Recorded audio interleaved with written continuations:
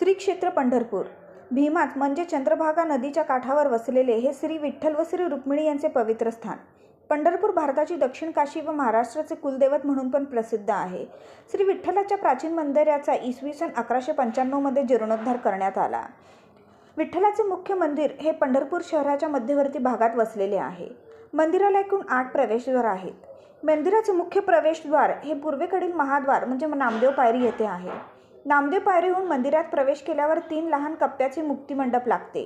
मुक्तिमंडपातून आत गेल्यावर परिमाणाचे विठ्ठल सभामंडप लागते. तेथून पुढे गेल्यास आपल्याला सोळखांबमध्ये प्रवेश करतो. 16 खांबाच्या आधारावर हे दगडी मंडप उभारले असल्याने याला सोळखांब असे नाव पडले आहे.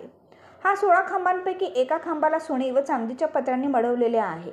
हे खांब गरुड खांब म्हणून प्रसिद्ध आहे. सोळखांब जवळच्या एका मोठ्या दगडावर इसवी सन 1208 असा उल्लेख सापडतो.